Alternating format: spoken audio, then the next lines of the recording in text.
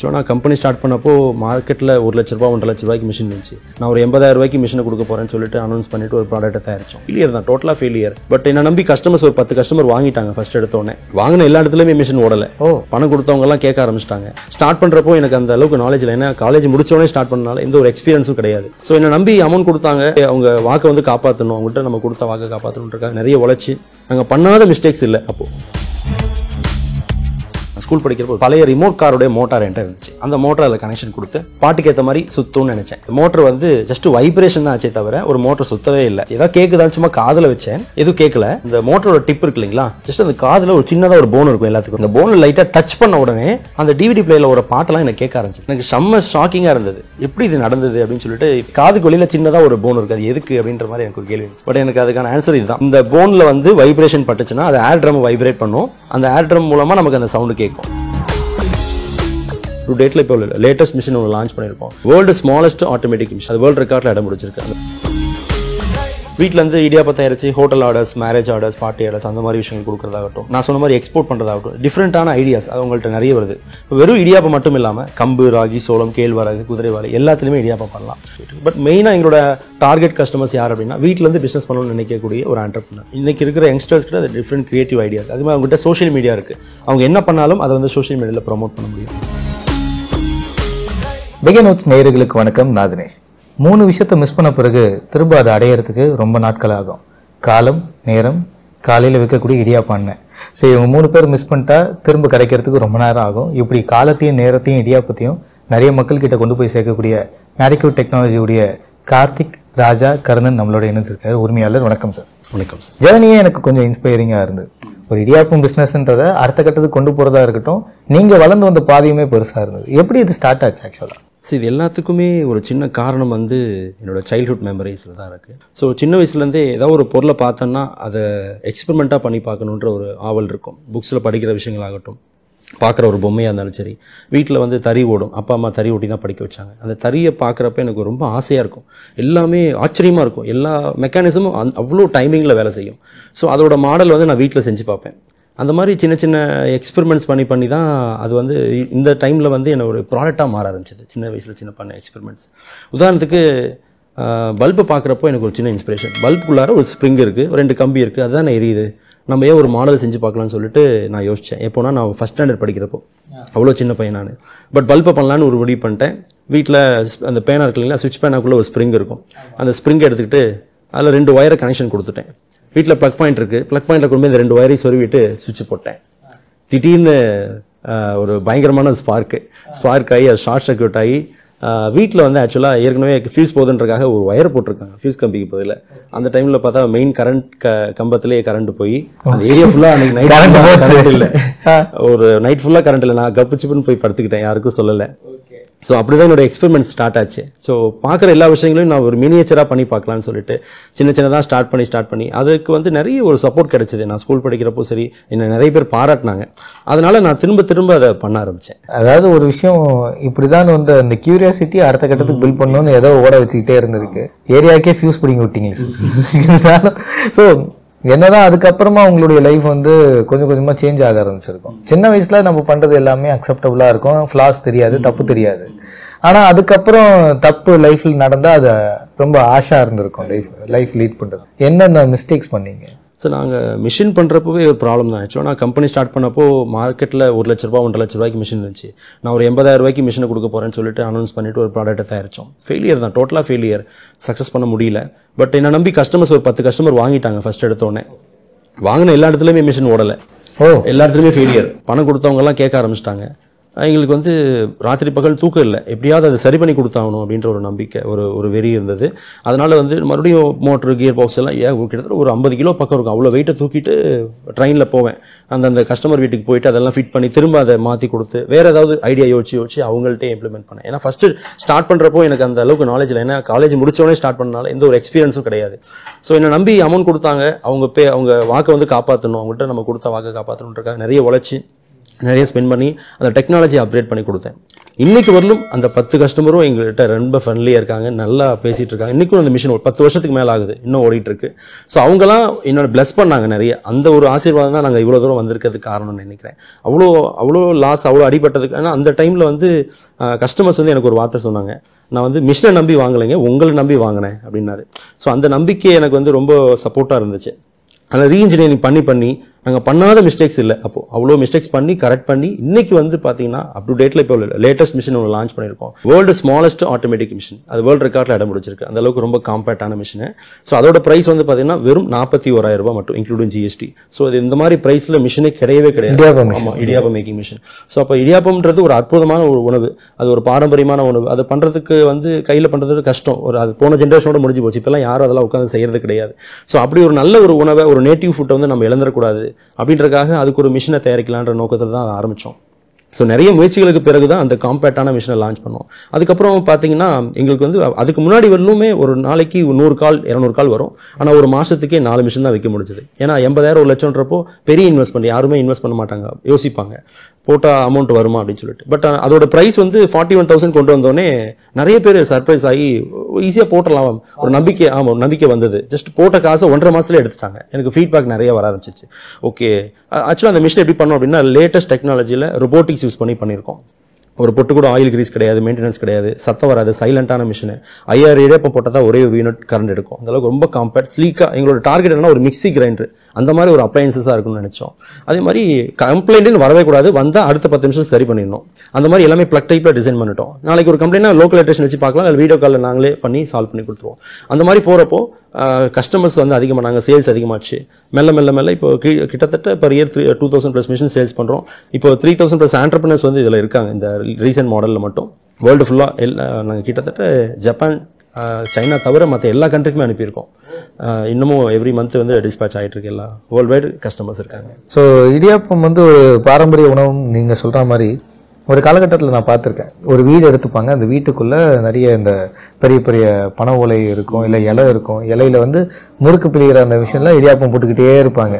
ஃபுல்லாக அப்படியே இருக்கும். அதை காய வைப்பாங்க, அதை வந்து அதுக்கப்புறம் ஸ்டீம் ஆகி வரும். அது ஒரு பெரிய ப்ராசஸ். ஆக்சுவலாக இடியாப்பம் செய்யும்போது இந்த ஏரியாவே, அந்த வீடே ஒரு மாதிரி மெஸ் ஆகிடும். ஸோ எப்படி இதை கட் டவுன் பண்ணலான்னு யோசிச்சிங்க? ஆமாம், எல்லாத்துக்குமே மிஷின் இருக்குது சார். வீட்டில் மாவாட்டுறது, அரைக்கிறது எல்லாத்துக்கும் மிஷின் இருக்குது. இதுக்கு ஏன் மிஷின் இல்லை அப்படின்னா யாரும் அதை கன்சிடர் பண்ணலை. அது ஒரு பெரிய விஷயமா பார்க்கல. ஆனால் நாங்கள் அதை பெரிய விஷயமா பார்த்தோம். இது ஒரு ரொம்ப அழகான ஒரு ஃபுட்டு. இதை வந்து நம்ம இழந்துடக்கூடாது. இப்போ வயசானவங்கலேருந்து டயபெட்டிக்லேருந்து எல்லாருமே சாப்பிடலாம், ஈஸியாக ஜீரணமாகும். ரொம்ப சூப்பரான ஒரு ஆயில் ஃப்ரீ ஃபுட்டு. இதை நம்ம விட்டுறக்கூடாதுன்றக்காக இதுக்காக தான் நம்ம முயற்சி பண்ணோம். அந்த காம்பேட் பண்ணதுக்கப்புறம் டிமாண்ட் பயங்கரமாச்சு. ஒரு நாளைக்கு 4 மிஷின் 5 மிஷின் அனுப்புகிறோம் சார். அவ்வளோ கஸ்டமர்ஸ் இருக்காங்க, என்கொயரி நிறைய பண்ணுறாங்க. ஸோ அதே மாதிரி இதன் மூலமாக எம்ப்ளாய்மெண்ட் குறைஞ்சிருக்கான கிடையாது, ஆண்டர்பிரினர்ஸ் உருவாகியிருக்காங்க. இந்த மிஷினை வாங்கி வீட்டில் வச்சுட்டு இடியாப்பம் தயாரித்து சுற்றி இருக்க ஹோட்டல்லாம் சப்ளை பண்ணுறது, மேரேஜ் ஆர்டர், பார்ட்டி ஆர்டர்ஸ் அது மாதிரி எடுத்துகிட்டு சப்ளை பண்ணுறது, க்ளவுட் கிச்சன் மூலமாக ஸ்விக்கி ஜொமேட்டோவில் சேல் பண்ணுறது. அண்ட் ஒரு சில கஸ்டமர்ஸ் வந்து பேக்கெட் பண்ணி எக்ஸ்போர்ட் பண்ணுறாங்க. நம்ம 41,000 மிஷினை வச்சு இடியாப்பம் தயாரித்து சவுதி அரேபியாவுக்கு இங்கேருந்து ஷிப்பில் போகுது இடியாப்பம் ட்ரை பண்ணி. அந்த மாதிரியான விஷயங்கள் எல்லாமே முறுக்கு பண்ணுறதுக்கான மிஷின் பண்ணோம். இது மாதிரி ஒவ்வொரு ப்ராடக்ட்டை ஃபஸ்ட்டு ஆரம்பத்தில் நிறைய ப்ராடக்ட் பண்ணோம். பட் ஏதாவது ஒரு விஷயத்தை எடுத்து பண்ணால் தான் லைஃப்பில் ஜெயிக்க முடியுன்றதை நான் லேட்டாக தான் கற்றுக்கிட்டேன். அதனால தான் இப்போ ஒரே ஒரு ப்ராடக்ட், ஒரே இடியாப்பம் மேக்கிங் மிஷின், அதை மட்டும் எடுத்து இன்றைக்கி சக்ஸஸ் பண்ணி இன்றைக்கி அதில் லீடிங் மேனுஃபேக்சராக இருக்கும். ஸோ என்னென்ன ஃப்ளாஸ்லாம் இருக்கும்போது உங்களுக்கு மென்டலி பிரேக் டவுன் வந்தது? ஸோ இந்த மாதிரி ஒரு சுச்சுவேஷன்ஸ் வரப்போ எனக்கு ஒரு சின்ன ஸ்டோரி தான் ஞாபகம் வரும். ஒரு ஆறு இருக்குது. அந்த ஆத்தங்கரையில் ஒரு குதிரை வந்து புல் மேய்ஞ்சிட்ருக்கு. அக்கறைக்கு போகணும்னு ஆசை. அந்த ஆத்தக்கரையை கடக்கலான்னு முயற்சி பண்ணுறப்போ கொடுக்காத ஒரு குழுநரி வந்து அந்த ஆற்றை கடக்காத, கழுத்து முட்டுற அளவுக்கு தண்ணி இருக்குது, அதை தாண்டி நம்மளால் போக முடியாது அப்படின்னு சொல்லிச்சான். சரின்னு அந்த குதிரை திரும்பி போயிடுச்சு. செகண்ட் டேவும் அதே மாதிரி அந்த அக்கறைக்கு போகலான்னு ட்ரை பண்ணுது. அப்போயும் அந்த குழுநரி வந்து இல்லை போகாத, கழுத்து முட்டுற அளவுக்கு தண்ணி இருக்குது, போகாதன்னு சொல்லி தடுக்குது. தேர்ட் டேவும் அதே மாதிரி தடுக்குது. பட் அதுக்கு போய் ஆகணுன்ற ஒரு தீர்மானம் முடிவு பண்ணிடுச்சு. இது என்ன சொன்னாலும் நம்ம கேட்கறதா இல்லை அப்படின்னு சொல்லிட்டு தண்ணியில் இறங்கி பார்த்தா முட்டி அளவு தான் தண்ணி இருக்கான். ஸோ அந்த குழுநரி பொய் சொல்லலை. அதோடைய கெப்பாசிட்டி என்னவோ அதுதான் சொல்லும். அதோட ஹைட்டுக்கு வந்து அது கழுத்து முட்டுற அளவுக்கு, ஆனால் குதிரைக்கு அது முட்டி அளவு தானுங்க. ஸோ அதனால் மற்றவங்க வந்து ஒரு நம்ம ஏதாவது செய்கிறப்போ அதை டிமோட்டிவேட் பண்ணுவாங்க. இப்போ நமக்கே நிறைய ப்ராப்ளம்ஸ் வரும். நம்ம அந்த மாதிரி சுச்சுவேஷனில் நமக்கு வந்து ஃபஸ்ட்டு நெகட்டிவ் திங்கிங் தான் வரும். இது முடியாது, இது நடக்காது, இதை விட்டுறலாம், வேறு ஏதாவது ட்ரை பண்ணலாம். மற்றவங்களும் அதே தான் சொல்லுவாங்க. ஸோ ஒருத்தர் ஒரு விஷயம் முடியாதுன்னு சொல்கிறாங்கன்னா அது அவருடைய எபிலிட்டி. ஸோ அது நம்மளோட எபிலிட்டி கிடையாது. நமக்கு என்னன்றது நாம் தான் ட்ரை பண்ணி கண்டுபிடிக்கணும். ஸோ நான் அந்த ப்ராடக்ட் செஞ்சப்போ நிறைய பேர் இது ஃபெயிலியர் ப்ராடக்ட், இது சக்ஸஸ் ஆகாது, ஆல்ரெடி மார்க்கெட்டில் இதெல்லாம் இவ்வளோ ஈஸியாக பண்ண முடியும்னா ஏன் அவ்வளோ கஷ்டமான ப்ராடக்டாக பண்ணி 1.5 லட்ச ரூபாய்க்கு 2 லட்ச ரூபாய்க்கு மிஷின் பண்ணுறாங்க. இன்ஜினியரிங் வேணால் ஃபெயிலியர் ஆகலாம், கான்செப்ட் ஃபெயிலியர் ஆகாது. ஸோ இது இன்ஜினியரிங் திரும்ப நம்ம ரீஒர்க் பண்ணுறப்போ அதுக்கு தகுந்த மெட்டீரியல் போடுறப்போ கண்டிப்பாக அதை சால்வ் பண்ண முடியுன்ற எனக்கு ஒரு ஹோப் உள்ளே இருந்துகிட்டே இருந்துச்சு. ஏன்னா எல்லா ஆண்டர்ப்ரனருக்குமே உள்ளுக்குள்ளே ஒரு விஷயம் சொல்லும், நம்ம என்னவா ஆக போகிறோம், என்னவா இருக்க போகிறோம் அப்படின்றது எல்லாமே நம்ம உள்ளுக்குள்ளே தோணியிருக்கும். ஆனால் மற்றவங்களுக்கு அது தெரியாது, தெரியணும்னு அவசியமும் இல்லை. அதனால என்னுடைய விஷயம் நான் எனக்குள்ளே வச்சுக்கிட்டேன். எப்படியாவது இதை சரி பண்ண முடியுன்ற ஹோப் எனக்கு கண்டிப்பாக இருந்தது. அதனால் என்ன நான் சின்ன வயசுலேருந்தே நிறைய ப்ராடக்ட்ஸை பண்ணி ப்ராக்டிஸ் இருக்குது. அப்போது அதில் நிறைய ஃபெயிலியரை சந்திச்சிருக்கேன். அதெல்லாம் ஹேண்டில் பண்ணி அதை சக்ஸஸ் பண்ணுறப்போ ஓகே இவ்வளோதான் விஷயம் அப்படின்றது எனக்கு தெரிஞ்சுது. ஏன்னா அந்த அவமானத்தை சந்திக்காத யாருமே சக்ஸஸ் சந்திக்கவே முடியாது. இன்றைக்கி 100% சக்ஸஸ். எந்த ஒரு 2-3 இயர்ஸாக ஒரு ஃப்ளா கூட கிடையாது. மைனர் ஃபால்ட் வந்துச்சுன்னா அது எலக்ட்ரானிக்ஸ் மூலமாக வரலாம், ரீப்ளேஸ்மெண்ட் வாரண்டி கொடுக்குறோம். இல்லை கஸ்டமர்ஸ் ரொம்ப ஹாப்பியாக இருக்காங்க. அதனால தான் இன்றைக்கி அதனால் விமன் ஆண்டர்ப்ரனர்ஸ் நிறைய உருவாகியிருக்காங்க. மாற்றுத்திறனாளிகள் வீட்டிலேருந்து இடியாப்பத்தை இறைச்சி hotel orders, marriage orders, party orders அந்த மாதிரி விஷயங்கள் கொடுக்குறதாகட்டும், அல்லது நான் சொன்ன மாதிரி எக்ஸ்போர்ட் பண்ணுறதாகட்டும், டிஃப்ரெண்ட்டான ஐடியாஸ் அவங்கள்ட்ட நிறைய வருது. இன்றைக்கி இருக்கிற யங்ஸ்டர்ஸ் கிட்ட அது டிஃப்ரெண்ட் கிரியேட்டிவ் ஐடியா இருக்குது. அது மாதிரி அவங்ககிட்ட சோஷியல் மீடியா இருக்குது. அவங்க என்ன பண்ணாலும் அதை சோஷியல் மீடியாவில் ப்ரொமோட் பண்ண முடியும். இப்போ வெறும் இடியாப்பம் மட்டும் இல்லாமல் கம்பு, ராகி, சோளம், கேழ்வரகு, குதிரைவாழை எல்லாத்துலேயுமே இடியாப்பம் பண்ணலாம். கருப்பு கவுனி, சிவப்பரிசி இதெல்லாம் கூழ் மட்டும் தான் காய்ச்சி குடிக்க முடியும். இப்போ இதில் மிஷினில் பண்ணுறப்போ அதுலேயுமே இடியாப்பம் பண்ண முடியும். அது அப்போ கேரட் இடியாப்பம், பீட்ரூட் இடியாப்பம் இது மாதிரி புது வெரைட்டிஸை இன்ட்ரடியூஸ் பண்ணுறாங்க. ஸோ அந்த மாதிரி இப்போ இருக்கக்கூடிய பசங்க பிஸ்னஸில் வரணும்னா உங்களுடைய தரப்புல இருந்து என்ன சொல்லுவீங்க? நான் லைஃப்பில் கற்றுக்கிட்ட மிகப்பெரிய ஒரு சீக்ரெட் இருக்குது சார், அதை நான் ஷேர் பண்ணுறேன். ஆனால் அதை நான் புதுசாக சொல்லலை, எனக்கு முன்னாடி பல தலைவர்கள் வெவ்வேறு ஆங்கிள் அதை சொல்லியிருக்காங்க. நான் எனக்கு புரிஞ்ச மாதிரி அதை சொல்கிறேன். இந்த உலகத்தில் கண்ணுக்கு தெரியாத ஒரு பூதம் இருக்கும் சார். அந்த பூதம் இந்த அற்புத விளக்கு தேய்ச்சோடனே அந்த பூதம் நம்ம என்ன கேட்டாலும் கொடுக்குமோ அந்த மாதிரியான அந்த பூதம் நம்ம என்ன கேட்குறோமோ அதை உடனே நிறைவேற்றிடும். அதாவது அதோட பூதத்தோட வேலை. உண்மையிலே நிஜமாக அது இருக்குது. ஆனால் அதில் ஒரு சின்ன குறை, அந்த பூதத்துக்கு சரியாக காது கேட்காது. ஸோ அதுக்கிட்ட நம்ம எப்படி கம்யூனிகேட் பண்ணணும்? காது கேட்காத ஒருத்தர்கிட்ட நம்ம என்ன பண்ணுவோம்னா ஒரு விஷயத்த சத்தமாக சொல்லுவோம், அல்லது திரும்ப சொல்லுவோம். ஏதோ ஒரு ஆங்கிலேயாவது அவங்களுக்கு புரிஞ்சிடும் அப்படின்னு சொல்லிட்டு நம்ம திரும்ப ஒரு சிம்பிள்ஸ் மூலமாக சொல்லி புரிய வைப்போம். அதுதான் இப்போ மெத்தட். இப்போ நமக்கு ஒரு விஷயம் வேணும் அப்படின்னா நம்ம அந்த பூதத்திட்ட கேட்டால் கிடைக்கும். ஆனால் ஒரு தடவை கேட்டால் பத்தாது, ஒரு 1000 தடவை கேட்கணும். அது கேட்கறதுனா வாய்ஸ் மூலமா இல்லை, மனசில் நினைச்சாவே போதும், அதுக்கு கேட்கும். ஸோ இப்போ ஏன் அந்த மாதிரி ஒரு ரூல்ஸ் வச்சிருக்காங்க கடவுள் அப்படின்னு கேட்டால் அதுக்கு ஒரு சின்ன எக்ஸாம்பிள் இருக்கு. ஒருத்தன் ஒரு காட்டில் நடந்து போயிட்டு இருக்கான். அவன் காலில் ஒரு மூட்டை மாதிரி தடுபடுது. கீழே அந்த மூட்டையை பிரித்து பார்த்தா உள்ள ஒரு மந்திரக்கல் மாதிரி இருந்துச்சு. அந்த மந்திரக்கல் எடுத்து பாக்கெட்டில் போட்டான். நடந்து போயிட்டே இருக்கான். திடீர்னு அவன் நினைக்கிறான், வெயிலில் ரொம்ப நேரமாக நடக்கிறோம், ஒரு சேர் இருந்தால் நல்லா இருக்கும் அப்படின்னு சொல்லி யோசிக்கிறான். திடீர்னு ஒரு சேர் உருவாயிடுது. சேரில் உட்காடுறான், நல்லா இருக்கு அப்படின்னு சொல்கிறான். சலுப்பா இருக்கு, கொஞ்சம் ஒரு பெட் இருந்தால் நல்லா இருக்கும் அப்படின்னு சொன்னா நம்ம கேட்டதெல்லாம் கிடைக்குது போல இருக்குன்னு சொல்லிட்டு உடனே பெட்டு உருவாயிடுச்சு. பெட்டில் படுக்கிறான். சாப்பிட நல்லா நிறைய கிடைச்சா நல்லா இருக்கும்னா ஒரு பெரிய விருந்தே ஏற்பாடு பண்ணிடுறாங்க. சாப்பாடெல்லாம் சாப்பிட்றான், நல்லா படுத்துக்கிறான். வெயில் அடிக்குது, மேலே ஒரு ரூஃப் இருந்தால் ஒரு பில்டிங் இருந்தால் நல்லா இருக்கும்னு சொன்னோடனே திடீர்னு ஒரு பெரிய பில்டிங் உருவாயிடுச்சு. குரங்கு மனசு கம்முன்னு இருக்குமா? நெகட்டிவாகவும் யோசிக்கும். ஒருவேளை இந்த பில்டிங் நம்ம மேலே விழுந்தா என்ன ஆகும் அப்படின்னு யோசிச்சான். பில்டிங் விழுந்துச்சு, இறந்துட்டான். ஸோ இதுதான் விஷயம். ஒரு விஷயம் கேட்டவுடனே கிடைச்சிருச்சுன்னா அது நல்லா இருக்காது இல்லைங்களா? மனசு பலவிதமாக யோசிக்கும். அதனால தான் அந்த கடவுள் அந்த மாதிரி ஒரு ட்ரிக் வச்சிருக்காரு. 1000 தடவை 10,000 தடவை கேட்டால் அது கண்டிப்பாக நடக்கும். ஏதாவது ஒரு தடவை அது நடந்துடும். அதுதான் என்னோட சீக்ரெட். நம்ம ஒரு மாதுளையில் ஒரு 100 விதை இருக்குன்னா 100 விதையும் மாதுளை மரமாச்சுன்னா உலகத்தில் மனுஷன் வாழ்றதுக்கு இடம் இருக்காது. அந்த மாதிரி நம்ம திங்கிங் எல்லாமே உடனே நடந்துச்சுன்னா அது ப்ராக்டிக்கலாக இம்பாசிபிள். அதனால தான் இது ஒரு சீக்ரெட் இருக்குது. நம்ம என்ன விஷயம் நமக்கு வேணும்னு நீங்கள் லைஃப்பில் அச்சீவ் பண்ணணும்னு நினைக்கிறீங்களா, ஒரு கேரியரில் அச்சீவ் பண்ணணும்னு நினைக்கிறீங்களோ, ஃபர்ஸ்ட் அதை திரும்ப நினச்சிக்கிட்டே இருந்தோம்னா ஏதாவது ஒரு ஆங்கிளில் அந்த பூதத்திட்ட கேட்டுரும். அது கண்டிப்பாக நடக்கும். இது நான் 100% உண்மையாக சொல்லக்கூடிய விஷயம். இதை பல தலைவர்கள் வெவ்வேறு ஆங்கிளில் சொல்லுவாங்கள்ல, நீங்கள் எதுவாக நினைக்கிறாயோ அதுவாக ஆகிறாய். அது மாதிரி பல வாசகங்கள் இருக்குது. அதெல்லாம் எல்லாரும் இந்த ஒரே பாயிண்ட் தான் திரும்ப சொல்ல வந்திருக்காங்க. ஸோ எனக்கு புரிஞ்ச பாஷையில் இது சொல்கிறேன். ஆனால் 100% நீங்கள் ஒரு கோலுக்காக நீங்கள் உழைக்கணும், ஒரு கோல் அச்சீவ் பண்ணணும்னு நினைக்கிறோம் அப்படின்னா அதுக்காக ஹார்ட் ஒர்க்குன்றது கை காலில் நம்ம பண்ணக்கூடிய ஒர்க் மட்டும் கிடையாது. மனசளவு நம்ம செய்யக்கூடிய ஒர்க் அதை விட பெரிய இம்பாக்ட் கிரியேட் பண்ணும். உங்கள் கோலுக்காக நீங்கள் எவ்வளோ நேரம் செலவு பண்ணுறீங்க, எவ்வளோ நேரம் அதை நினச்சிக்கிட்டே இருக்கீங்க. ஒரு நாளைக்கு குறைஞ்சபட்சம் 8 மணி நேரம் என்ன ஆக போறீன்றதை நினச்சிக்கிட்டே இருக்கணும், இமேஜின் பண்ணிக்கிட்டே இருக்கணும். என்னோட லைஃப்ல நடக்கிற அத்தனை விஷயங்கள், இன்னைக்கு நடக்கிற இன்டர்வியூ முத கொண்டு அத்தனை விஷயங்களும் என்னோட லைஃப்ல ஏற்கனவே நான் கற்பனை பண்ண விஷயங்கள் தான். அது எல்லாமே என்னோட லைஃப்ல நடந்துட்டு இருக்கு. ஸோ அதனால நான் இந்த மாதிரி ஒரு விஷயங்களை இமேஜின் பண்ணிட்டே இருந்தோம்னா கண்டிப்பாக ஹேப்பன். யாராக இருந்தாலும் பிசினஸ்ல சக்ஸஸ் பண்ண முடியும். ஃபினான்ஷியல் ஒரு பெரிய விஷயமே கிடையாது. நான் ஸ்டார்ட் பண்றப்போ 0. ஸோ 30 வயசுல ஒரு 25 கண்டுபிடிப்புகள், ரொம்ப ஷார்ட் ஸ்பேன்ல ஒரு 25ன்றது பெருசு. உங்க வயசுக்கு கிட்ட கண்டுபிடிப்புகளும் வந்திருக்கு. வருஷத்துக்கு ஒன்றுன்ற மாதிரி கிட்டத்தட்ட ஒரு 25 கண்டுபிடிப்புகள் வந்திருக்கு. என்ன மாதிரி விஷயங்கள்லாம் கண்டுபிடிச்சிங்க? நான் சின்ன வயசுலேருந்தே எனக்கு நான் படிக்கிற விஷயங்களை எக்ஸ்பெரிமெண்ட்டாக பண்ணி பார்ப்பேன் இல்லைங்களா? அப்போ அது ஏதாவது ஒரு சோஷியல் பெனிஃபிட்டுக்கு அதை யூஸ் பண்ணணும் அப்படின்ற தாட் இருந்துகிட்டே இருக்குங்க. நான் ஸ்கூல் படிக்கிறப்ப ஒரு ப்ராடக்ட் பண்ணேன், ரொம்ப இன்ட்ரெஸ்டிங்காக இருக்கும். நான் ஸ்கூல்லேருந்து வீட்டுக்கு நடந்து போயிட்டுருப்பேன். நடந்து போயிட்டு இருக்கப்போ வழியில் ஒரு ஸ்பீக்கர் கடை இருக்குது. அந்த ஸ்பீக்கர் கடையில் வந்து பாட்டு பாடிட்டு இருக்கோம், இல்லையே ஏதாவது ஒரு பாட்டு பாடிட்டு இருக்கோம். அந்த ஸ்பீக்கருக்கு ஒயரில் ஒரு எல்இடி கனெக்ட் பண்ணியிருந்தாங்க. நான் போகிறப்ப பார்க்குறேன், அந்த பாட்டு பாடுறதுக்கு ஏற்ற மாதிரி அந்த எல்இடி வந்து பிளிங்க் ஆகிட்டே இருக்கும். ஹை பிச்சுக்கு லாங்காக எரியும், ஷார்ட் பிச்சுக்கு கம்மியாக மினி எரியும். பாட்டுக்கு ஏற்ற மாதிரி டிஸ்கோ மாதிரி மினி எரிஞ்சுது. இதை நம்ம ட்ரை பண்ணி பார்க்கலாம்னு சொல்லிட்டு நானும் வீட்டில் ஒரு டிவிடி பிளேயர் இருந்துச்சு. அதுலேருந்து 2 அவுட்புட் வயர் ஸ்பீக்கருக்கு போகுது. அதை எடுத்துட்டு பழைய ரிமோட் காரோடைய மோட்டார் என்கிட்ட இருந்துச்சு. அந்த மோட்டார் அதில் கனெக்ஷன் கொடுத்து பாட்டுக்கு ஏற்ற மாதிரி சுத்தும்னு நினச்சேன். பட் ஆனால் நான் நினச்சது நடக்கலை. அந்த மோட்டர் வந்து ஜஸ்ட் வைப்ரேஷன் தான் ஆச்சே தவிர ஒரு மோட்டர் சுத்தவே இல்லை. ஏதாவது கேட்குதான்னு சும்மா காதில் வச்சேன், எதுவும் கேட்கல. இந்த மோட்டரோட டிப் இருக்கு இல்லைங்களா, ஜஸ்ட் அந்த காதில் ஒரு சின்னதாக ஒரு போன் இருக்கும் எல்லாத்துக்கும். இந்த போனை லைட்டாக டச் பண்ண உடனே அந்த டிவிடி பிளேயில் ஒரு பாட்டெல்லாம் எனக்கு கேட்க ஆரம்பிச்சிருச்சு. எனக்கு செம்ம ஷாக்கிங்காக இருந்தது. எப்படி இது நடந்தது அப்படின்னு சொல்லிட்டு அதுக்கப்புறமா தான் அதை நிறைய ஸ்டடி பண்ணேன். நிறைய டாக்டர்ஸ் கிட்டலாம் போய் ஒப்பீனியன் கேட்டேன்.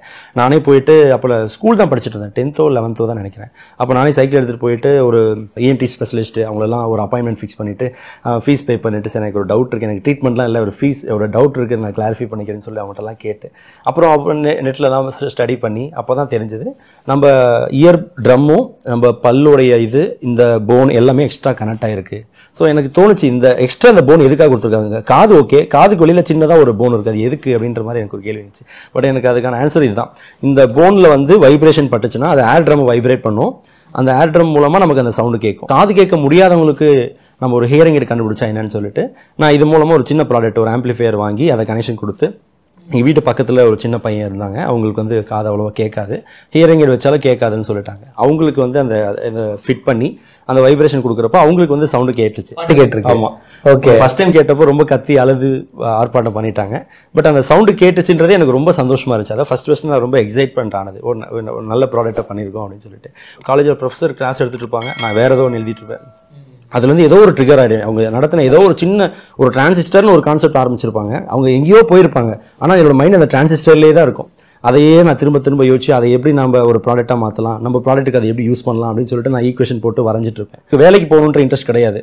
ஸோ எனக்கு சுத்தமாக இன்ட்ரெஸ்ட் இல்லை. பட் ஆனால் கட்டாயத்தின் பேரில் நான் இன்டர்வியூ அட்டன் பண்ணேன். ஏன்னா எங்கள் வீட்டில் வந்து என்ன கஷ்டப்பட்டு படிக்க வச்சதுக்கு ஒரு கம்பெனிக்கு வேலைக்கு போகணும், ஒரு பெங்களூர் சென்னைன்னு என் பையன் அங்கே வேலையில் இருக்கான்னு சொல்லி பெருமையாக சொல்லணும்னு ஆசைப்பட்டாங்க. வேலைக்கு போக வேணாம்னு சொன்னேன், ஒத்துக்கலை, வீட்டில் யாரும் ஒத்துக்கலை. கம்பல்ஷனில் நான் ஒரு இன்டர்வியூ வச்சாங்க, அட்டன் பண்ணேன்.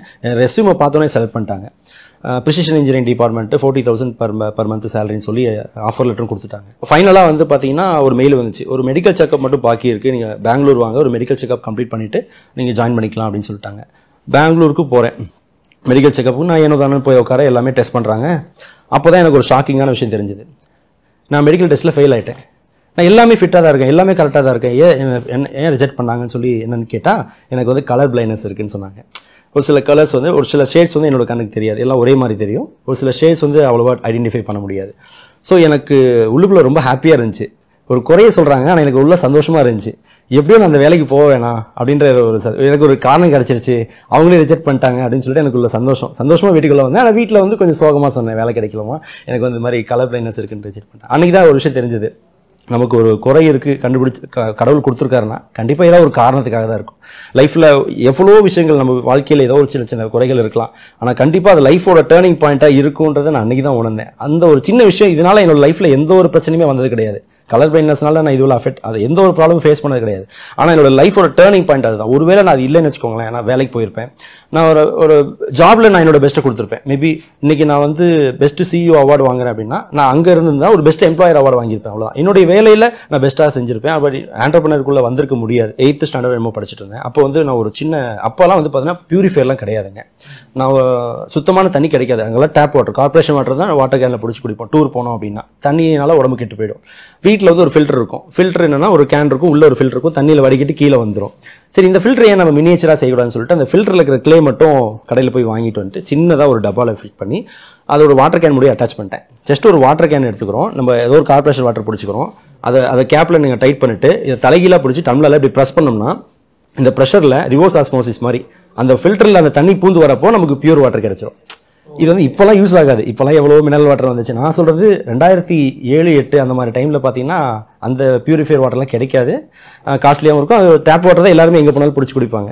ஸோ அந்த ஒரு சின்ன ஃபில்டர் நான் வந்து என்னுடைய பர்சனல் அப்ளிகேஷனுக்கு யூஸ் பண்ணிட்டு இருந்தோம். வெளியில் போனால் அதை பிடிச்சி ஒரு ப்ரெஷர் கொடுத்தோம்னா கீழே வரும். இது மாதிரி சின்ன சின்ன விஷயங்கள் ரியல் டைமாக யூஸ் பண்ணுற மாதிரி இருக்கும். எலக்ட்ரோலிசிஸ்னு ஒரு ப்ராடக்ட் நான் 7th படிக்கிறப்ப படித்தேன் சார். 2 எலக்ட்ரோடு உள்ள கரண்ட் பாஸ் பண்ணோம்னா பாசிட்டிவ்லாம் நெகட்டிவ் நோக்கி போகும், நெகட்டிவ்லாம் பாசிட்டிவ் நோக்கி போகும். இது எனக்கு நல்லா மைண்டில் ஓடிட்டே இருந்துச்சு. இது ரொம்ப பேசிக்கான ஒரு எலக்ட்ரோலிசிஸ்ன்றது எல்லாருக்கும் தெரிஞ்ச விஷயம்.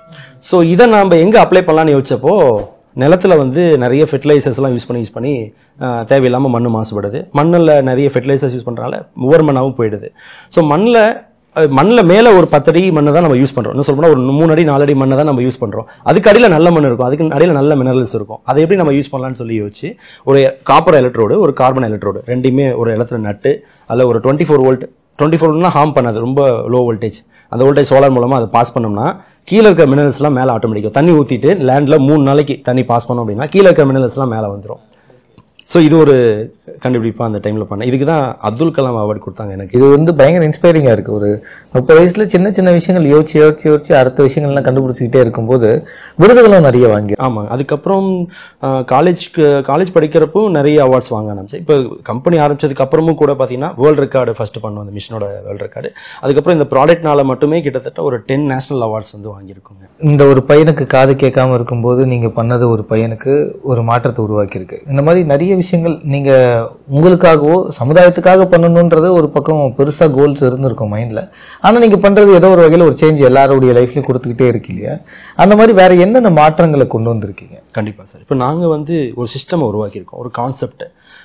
என்ன அப்படின்னா, இப்போது பிஸ்னஸில் வந்து ஒரு சோஷியல் பெனிஃபிட் இருக்கணும். யாராவது மற்றவங்களுக்கு சோஷியல் பெனிஃபிட் இருக்கணும். வெறும் பிஸ்னஸ் வந்து பணம் மட்டும் அந்த மாதிரி இல்லாமல் ஒரு சோஷியல் பெனிஃபிட் இருக்கணுன்றதை திங்க் பண்ணோம். ஃபஸ்ட்டு நாங்கள் என்ன பண்ணுறோன்னா, எங்கள்கிட்ட மிஷின் வாங்கக்கூடிய ஒவ்வொரு கஸ்டமருக்கும் ஒரு 5 வகையான சீட் பால்ஸ் வந்து கொடுக்குறோம். 5 வகையான மரங்களோட விதைகள் வந்து அதுக்குள்ளே இருக்கும். அது வளர தேவையான இயற்கை உரம், ஃபெர்டிலைசர்ஸ் எல்லாம் சேர்த்து பால்ஸ் மாதிரி பண்ணி வைக்கிறாங்க. அதோட சக்ஸஸ் ரேஷியோ வந்து ரொம்ப அதிகம். ஏன்னா அது ஜஸ்ட்டு தூக்கி போட்டால் போதும், தண்ணி பட்டால் அது உடனே வளர ஆரம்பிச்சிடும். அது வந்து இயற்கை உரமும் இருக்கிறனால அது சீக்கிரமாகவே வளரும், பூச்சிகள்லாம் அதை சாப்பிடாது. அந்த மாதிரி ஒரு சீட் பால்ஸ் வந்து வெளிநாடுகளில் வந்து ஃப்ளைட்லேருந்து கொட்டுறாங்க. ஸோ நாங்கள் வந்து அந்த சீட் பால்ஸ் வந்து வர கஸ்டமர் எல்லாத்துக்கும் அது கொடுக்குறோம். ஸோ அதை கொடுத்தோம்னா ஒரு பெரிய இம்பாக்ட்டுங்க. வர கஸ்டமர்ஸ்லாம் நிறைய ஹாப்பியாக ஃபீல் பண்ணுறாங்க. அவங்களுக்கு ஒரு சோஷியல் சர்வீஸ் பண்ண மாதிரி ஃபீல். நிறைய பேர் வந்து அதை இம்ப்ளிமெண்ட் பண்ண ஆரம்பிச்சிட்டாங்க. அதாவது அவங்க ஷாப்ஸில் வந்து வரக்கூடிய கஸ்டமர்ஸ்க்கு ஒரு ரிட்டர்ன் கிஃப்ட்டாக கொடுக்க ஆரம்பிச்சாங்க. ஓகே, எனக்கு அப்போ தான் புரிஞ்சுது. ஸோ நம்ம பண்ணக்கூடிய விஷயங்கள் மற்றவங்களோட லைஃப்பையும் சேஞ்ச் பண்ணுது. இது மாதிரி நிறைய பேர் பண்ணாங்கன்னா அது வந்து ஒரு நல்ல விஷயமா இருக்கும்னு சொல்லிட்டு நாங்கள் இன்னும் சில விஷயங்கள் பண்ண ஆரம்பித்தோம். என்ன அப்படின்னா, நான் லைஃப்பில் கஷ்டப்படுறப்போ அப்துல் கலாம் ஐயாவோட புக்ஸ் வந்து ரொம்ப யூஸ்ஃபுல்லாக இருந்துச்சு. அவருடைய ஹிஸ்ட்ரி வந்து நான் படிக்க எனக்கு ரொம்ப உத்வேகமாக இருந்துச்சு. ஸோ அந்த ஒரு இன்ஸ்பிரேஷனை மற்றவங்களுக்கு கொடுக்கணும் அப்படின்றக்காக எங்கிட்ட மிஷின் வாங்கக்கூடிய எல்லா கஸ்டமருக்கும் ஒரு 3 விதமான வாழ்க்கை வரலாறு அப்துல் கலாம் அவருடைய வாழ்க்கை வரலாறு புத்தகங்கள் 3 கொடுக்குறோம். அதை படித்து பார்க்குறப்போ ஜஸ்ட் ஏதாவது ஒரு பேஜ் கூட அவருடைய லைஃப்பை மாற்றலாம். அந்த மாதிரி ஒரு விஷயம், ஒரு இனிஷியேட்டிவ் பண்ணியிருக்கோம். அது மூலமாக ஒரு 1000கணக்கான புத்தகங்கள் கொடுத்துருக்கோம், 10,000 விதமான பால்ஸ் வந்து கொடுத்துருக்கோம். அண்ட் வந்து அவருடைய ஃபோட்டோவும் அவருடைய கோட்டும் கொடுத்த மாதிரி ஒரு ஃபோட்டோ லேமினேட் பண்ணி கொடுக்குறோம், ஒரு நம்மளோட ஞாபகார்த்தமாக. இது மட்டும் இல்லாமல் மிஷினோட ப்ரைஸ் வந்து 41,300 ரூபா எங்கள்கிட்ட. இப்போ எல்லாத்துக்கும் ஸ்டாண்டர்ட் ப்ரைஸ் தான் கொடுக்குறோம். பட் ஆனால் மாற்றுத்திறனாளிகளுக்காக ஒரு 10% டிஸ்கவுண்ட் ஒதுக்கி இருக்கும். அது பண்ணுறதுனால மற்ற கம்பெனிஸும் இதே மாதிரி அவங்களோட ப்ராடக்ட்டில் ஒரு 10% டிஸ்கவுண்ட் கொடுக்குறாங்க. ஸோ இதனால் அந்த ஒரு குறிப்பிட்ட விஷயம் வந்து பரவறனால நிறைய பேருக்கு பெனிஃபிட் இருக்குது. அதே மாதிரி ரீசெண்டாக அந்த அமரன் படம் பார்த்ததுலேருந்து ஒரு பெரிய இம்பாக்ட். ஸோ மிலிட்ரி ஃபேமிலி, எக்ஸ்மிலிட்ரி, அந்த மாதிரி அவங்களோட ஃபேமிலியிலேருந்து யார் வந்து பிஸ்னஸ் ஸ்டார்ட் பண்ணாலும் நாங்கள் அதுக்கு 10% டிஸ்கவுண்ட் கொடுக்குறோம். ஜஸ்ட் அவரோட ஐடி கார்டு கொண்டு வந்தால் போதும். அந்த மாதிரி விஷயங்கள் இனிஷியேட் பண்ணுறப்போ இதை மற்றவங்களும் பண்ண ஆரம்பிக்கிறாங்க. ஸோ இதுதான் வந்து குளோபலாக வந்து பேசக்கூடிய பொருளாக இருக்கும். காஸ்ட்காக பண்ணும்போது அவங்கள வேல்யூ பண்ணுற மாதிரி. கண்டிப்பாக. அதனால கஸ்டமர் நம்மளை விட்டு போக மாட்டாங்க. ஒரு சோஷியல் பெனிஃபிட் இருக்கும். இது மட்டும் இல்லாமல் இப்போ ரீசெண்டாக நானும் என்னோட பிரதர் எல்லாம் சேர்ந்து ஒரு ட்ரஸ்ட் ஒன்று ஃபார்ம் பண்ணியிருக்கோம், மைட்ஸ் ஆஃப் இந்தியா ஃபவுண்டேஷன் சொல்லிட்டு. அதில் வந்து யூஸ்வலாக ஒரு ட்ரஸ்ட் என்ன பண்ணுமோ அதே தான், ஒரு குழந்தைங்களுக்கு படிக்க வைக்கிறது, புக்ஸ் கொடுக்குறது, ரோட்டோரத்தில் இருக்கவங்களுக்கு சாப்பாடு கொடுக்குறதுலேருந்து ஏதாவது ஒரு சோஷியல் பெனிஃபிட் இருக்கணும்னு சொல்லி அந்த ட்ரஸ்ட் ஸ்டார்ட் பண்ணோம். அதுக்கு ஃபண்ட் எங்கேருந்து வருதுன்னு பார்த்தீங்கன்னா, நம்ம கஸ்டமர் வந்து ஒவ்வொரு மிஷின் வாங்குறப்பையும் அவரோட பேரில் ஒரு 500 ரூபாய் வந்து அதில் டெபாசிட் பண்ணுறோம். அவங்கள்ட்ட தனியாக அது காசு வாங்குறது இல்லை, எங்களோட ப்ராஃபிட்லேருந்து தான் அதை கொடுக்குறோம். பட் அவங்களோட பேரில் டெபாசிட் பண்ணுறோம். அந்த மாதிரி ஒரு நாளைக்கு ஒரு 6 மிஷின் விற்கிதுன்னா ஒரு 3000 ரூபாய் டெபாசிட் ஆகும் எவ்ரிடே. ஒரு மந்தில் பார்த்தீங்கன்னா அது ஒரு வேல்யூ வரும், ஒரு 1 இயரில் அது ஒரு வேல்யூ வரும். ஸோ அந்த வேல்யூ யூஸ் பண்ணி நம்ம ஒரு சோஷியல் பெனிஃபிட்டுக்காக யூஸ் பண்ணுறோம். அப்போ அந்த கஸ்டமருக்கு வந்து ஒரு ப்ராடக்ட் வாங்குறதுனால ஒரு 10 பேர் சாப்பிட்ட புண்ணியமும் சேரும். அல்லது ஒரு குழந்தைங்களுக்கு ஒரு நோட் புக் அவங்களால அந்த டைமில் முடியாது, அவங்கள தேடி கண்டுபிடிச்சி கொடுக்குறது, அதுக்கு தான் நாங்கள் இருக்கோம். ஸோ நம்மளோட வேலை என்னன்னா, யாருக்கு தேவையோ அவங்களுக்கு கொண்டு போய் அதை சேர்க்கணும். அப்போ அவங்களுக்கு இன்டெரக்டாக அதோட பெனிஃபிட் வந்து அவங்களுக்கு போய் சேருது, ஒரு திருப்தி சேருது. ஸோ இந்த மாதிரி விஷயங்களை நாங்கள் இனிஷியேட் பண்ணியிருக்கோம். ஸோ இதனால மற்ற கம்பெனிஸுமே இதே மாதிரி அவங்களுடைய ஒரு ப்ராஃபிட்டை ஒரு சிறிய பங்கு வந்து கஸ்டமர் பிளேயில் டெபாசிட் பண்ணுறதுனால அவங்களுக்கு ஒரு growth. அவங்களும் ட்ரஸ்ட் ஆரம்பிக்கணும் அவசியம் இல்லை, ஏற்கனவே இருக்கிற ட்ரஸ்ட்டில் கூட நம்ம டெபாசிட் பண்ணலாம். ஸோ இந்த ஒரு கான்செப்டை உருவாக்குனதுனால நிறைய பேர் இதை ஃபாலோ பண்ண ஆரம்பிச்சிருக்காங்க. ஸோ அது வந்து ஒரு பெரிய மாற்றத்தை உருவாக்குன்றது என்னுடைய நம்பிக்கை. ரொம்ப ஸ்வீட்டான இனிஷியேட்டிவ் நினைக்கிறேன் சார். இவ்வளோ சக்ஸஸ்ஃபுல்லான ஒரு கம்பெனி எப்படி ஆரம்பிச்சது? ஸோ நான் காலேஜ் முடிச்சப்போ காலேஜில் ஒரு ப்ராஜெக்ட், ஒரு இண்டஸ்ட்ரியல் ப்ராஜெக்ட் ஒன்று கொடுத்தாங்க. ஸ்வீட் கார்ன் வந்து பீல் பண்ணுறதுக்காக ஒரு மிஷின் வேணும்னு சொல்லி ஒரு இண்டஸ்ட்ரி பர்சன் ஃபார்ம் ஹார்வெஸ்ட்லேருந்து ராஜேஷ்குமார் அப்படின்னு ஒருத்தர் கேட்டிருந்தாங்க. ஸோ அந்த ப்ராஜெக்ட் வந்து இங்கே ஒவ்வொரு டிபார்ட்மெண்ட்டுக்கும் ஒரு ஆளை ஒதுக்கி அதை பண்ண சொன்னாங்க. ஸோ எல்லாரும் பண்ணாங்க, ட்ரை பண்ணாங்க, ஃபெயிலியர், ஒன்றும் வரல அப்படின்னு சொல்லிட்டு அவங்கவுங்க பிளேஸ்மெண்ட் ஆனோன்னு எல்லாரும் ஆளுக்கு ஒரு பக்கம் போயிட்டாங்க. நானும் காலேஜ் முடிச்சிட்டேன், நானும் கம்பெனி ஆரம்பிச்சிட்டேன்னு சொல்லிட்டேன். ஸோ நான் வேலைக்கு போகலை அப்படின்னு முடிவு பண்ணியாச்சு. ஸோ அந்த ப்ராடக்ட் எடுத்து பண்ணலாம் அப்படின்னு சொல்லிட்டு நான் அந்த கம்பெனியில் ரெக்வஸ்ட் பண்ணி அந்த ப்ராடக்ட்டை நான் பண்ணுறேன்னு சொல்லி கேட்டுட்டு அவர் ஒரு 30,000 rupees இன்வெஸ்ட் பண்ணார். அந்த காசை வச்சுட்டு நான் என்ன பண்ணேன்னா, எனக்கு இட வசதி கிடையாது. ஸோ ஒரு மெயினான ரோட்டில் தான் ஒரு வெல்டிங் பட்டுற ஆல்ரெடி வெல்டிங் பட்டுற அவங்களுக்கு வெளியில் வெல்டிங் பண்ண ஈஸியாக இருக்குன்னு சொல்லிட்டு அவங்கள்ட்ட கேட்டு அந்த வாசல்லையே ரோடுக்கு பக்கத்துலேயே கொஞ்சம் இடம் ரெடி பண்ணி அங்கேயே வச்சு பப்ளிக்காக வந்து பெரிய மிஷின், அது வீட்டுக்குள்ளே கூட வச்சு செய்ய முடியாது, அந்த மிஷினை வச்சு ரோட்டில் வச்சு செய்கிறோம். அதை செய்கிறப்போ பார்த்தீங்கன்னா என்னோட ஸ்கூல் சீனியர்ஸ், காலேஜ் சீனியர்ஸ் எல்லாம் நிறைய பேர் பார்த்துருக்காங்க. பார்த்து எல்லாம் என்னடா கார்த்தி இப்படி பண்ணுற, நீ எல்லாம் ஸ்கூல் டாப்பர் காலேஜ் டாப்பர் எங்கேயோ இருப்பேன்னு நினச்சேன், நீ ரோட்டில் ஏதோ மெக்கானிக் மாதிரி ஏதோ ஒரு வேலை செஞ்சுட்டு இருக்க அப்படின்னு சொல்லி கேட்டாங்க. நிறைய அவமானங்கள் அந்த டைமில் சந்திச்சோம். ஸோ அதுக்கான இட வசதி கிடையாது, வீட்லேயும் கம்பல்ஷன் வேலைக்கு போய் ஆகணும்னு சொல்லிட்டு. ஸோ நான் அதெல்லாம் மீறி தான் அந்த வேலையை செஞ்சேன். அதோட அவுட்புட் வந்து நல்லா வந்தது, செட் நல்லா கிடச்சிருச்சு. அதனால் அவர் என்னுடைய கேரக்டர் அவருக்கு பிடிச்சி போனால என்னை அவர் கூடவே வச்சுட்டாரு. ஸோ அவர் பிஸ்னஸில் எனக்கு பார்ட்னர்ஷிப்பு கொடுத்தாரு. ஸோ அவர் கூட ரொம்ப நாள் ட்ராவல் பண்ணேன். அவர்கிட்ட நான் கற்றுக்கிட்ட ஒரு விஷயம் என்ன அப்படின்னா, 5 minutesல ஒரு வேலையை முடிக்க முடியும்னா அதை போஸ்ட்போன் பண்ணாத அப்படின்னு சொல்லுவார். அவருடைய வேல்யூ எனக்கு தெரியல, நான் மறுபடியும் பிஸ்னஸில் பண்ணுறப்ப தான் எனக்கு தெரிஞ்சுது அதனால எவ்வளோ பெரிய ப்ராப்ளம் வருதுன்னு சொல்லிட்டு. ஸோ 5 minutesல ஒரு வேலையை முடிக்க முடியும் அப்படின்னா அதை தள்ளி போடவே கூடாது. ஸோ இதை நான் கற்றுக்கிட்ட ஒரு பெரிய ஒரு சீக்ரெட்டு. ஸோ அந்த சுச்சுவேஷனில் வந்து பார்த்தீங்கன்னா நிறைய பேர் என்னை கிண்டல் பண்ணாங்க. வீட்டுக்கு பக்கத்தில் ரிலேட்டிவ், உங்கள் பசங்களாம் பையன் வேலைக்கு போகலையா, என்னென்னமோ படித்தான், என்னென்னமோ சொல்லிட்டு இருந்தான், இப்போ இன்னும் ஒரு பற்ற மாதிரி வச்சு உட்காந்துருக்கான் அப்படின்னு சொல்லி சொன்னாங்க. வீட்டில் வந்து கம்பல்ஷன் ஆல்ரெடி இருந்தது. இதெல்லாம் நான் வீட்டில் அம்மா அப்பா உட்கார வச்சு பேசினேன், எனக்கு ஒரே ஒரு வருஷம் டைம் கொடுங்க, நான் எப்படியாவது என்னை ப்ரூவ் பண்ணுறேன் அப்படின்னு சொல்லிட்டு கேட்டேன். அதுக்கும் அம்மா ஒத்துக்கிட்டாங்க. அதில் ஒரு 1 year டைம் கொடுத்தாங்க. அதுதான் என்னுடைய கோல்டன் இயர். அப்போ தான் நான் என்னுடைய ப்ராடக்ட் ஒரு கார் ஷெட்டை வாடகைக்கு எடுத்து அதே மாதிரி சில விஷயங்கள் மறுபடியும் பண்ண ஆரம்பித்தோம். இடியாப்பம், முறுக்கு அதெல்லாமே பண்ண ஆரம்பித்தோம். அந்த மிஷின்ஸ்லாம் பண்ணுறப்போ மெல்ல மெல்ல கொஞ்சம் சேல்ஸ் வந்து இன்க்ரீஸ் ஆச்சு. ஸோ அதுக்கப்புறமா எனக்கு என்ன ஒரு வைராக்கியம் அப்படின்னா, எந்த இடத்துல நம்ம வந்து இழிவுபடுத்தப்பட்டோமோ அதே இடத்துல நம்ம வாழ்ந்து காட்டணும் அப்படின்னு சொல்லிட்டு அந்த கார் ஷெட்டுக்கு ஆப்போசிட்லேயே ஒரு லேண்ட் வாங்கி ஒரு பில்டிங் கட்டி ஒரு ஃபேக்ட்ரி யூனிட் கட்டிட்டு அதுக்கு மேலே வீடு கட்டிட்டு வீட்டோட இருக்கிற மாதிரியும் இருக்கும், கம்பெனியும் இருக்கும். ஸோ நான் உள்ளே இருப்பேன். டெய்லி காலையில் வீட்டிலேருந்து எழுந்து வந்த உடனே பால்கனியில் வழியாக பார்த்தேன்னா அந்த கார் ஷெட் தெரியும். ஸோ எப்பயுமே அதை பார்த்துட்டு தான் என்னுடைய அடுத்த வேலையை ஸ்டார்ட் பண்ணுவேன். ஸோ அது வந்து ஒரு சென்டிமெண்டல் டச்சாக இருக்கும். நம்ம கேரியர் இங்கே தான் ஸ்டார்ட் பண்ணோம். ஸோ இன்றைக்கி வந்து நம்ம இங்கே இருக்கோம், இங்கே தான் இருக்கோம். ஸோ அது நம்ம என்ன தான் வந்து நமக்குள்ள பல சிந்தனைகளை உருவானாலும் நாம் இங்கே தான் இருக்கோம் அப்படின்ற ஒரு தாட் வந்து எனக்கு கொண்டு கொடுக்கும். ஸோ அது ஒரு சென்டிமெண்டல் டச்சாக இருக்குது. ஸோ எவ்ரிடே அதை பார்த்து தான் நான் என்னோட பிஸ்னஸ் வந்து ஸ்டார்ட் பண்ணுவேன். இன்றைக்கும் பார்த்தீங்கன்னா நான் வீட்டில் இருந்து பிஸ்னஸ் பண்ணுறதுனால நான் ஒரு டிஷர்ட் ஃபேண்ட்டு போட்டு பண்ணால் போதும், நான் ப்ரொஃபஷனலாக இருக்கணும்னு அவசியம் இல்லை. பட் இன்றைக்குமே நான் எப்போவுமே ஃபுல் அண்ட் ஷர்ட் போட்டு டக்கின் பண்ணிட்டு வீட்டில் இருப்பேன், ஆஃபீஸில் இருப்பேன். என்ன காரணம் அப்படின்னா, எங்கள் அம்மா அப்பா வந்து நான் அப்படி டை கட்டிட்டு அவ்வளோ பண்ணிவிட்டு நான் ஒரு ஆஃபீஸ் போகணுன்னு ஆசைப்பட்டாங்க. ஸோ நான் ஒரு பிஸ்னஸ் மேனாக மாறிட்டேன். அப்படின்றதுக்காண்டி அந்த ஆசையை நிறைவேற்றாமல் போகக்கூடாதுன்னு சொல்லிட்டு எங்கள் அம்மாக்காக நான் இன்றைக்குமே அந்த ஃபுல் ஹேண்டாக ஒரு ப்ரொஃபஷனலாகவே இருப்பேன். ஸோ அது சென்டிமெண்டல் டச். அதெல்லாம் நைஸ். அது கேரி பண்ணாதான் நம்மளுக்கு ஒரு ஃபீலும் வரும். வீட்டிலேருந்து ஆஃபீஸ் போகிறோம் அப்படின்ற ஒரு ஃபீலும் வரும். லைக் அவங்க பண்ணும்போது நம்ம லாபத்துலேருந்து கொஞ்சம் எடுத்து வைக்கலாம், இல்லை நீங்களா டொனேஷன் கொடுக்கலான்னு கஸ்டமர்ஸ் கிட்டையும் கேட்டிருக்கலாம். பட் அப்படி எதுவும் இல்லாமல் இதான் ப்ரைஸ், அதுலேருந்து நாங்கள் எடுத்து அவங்களுக்கு சேவை பண்ணுறோன்றது ரொம்ப நல்ல இனிஷியேட்டிவ்.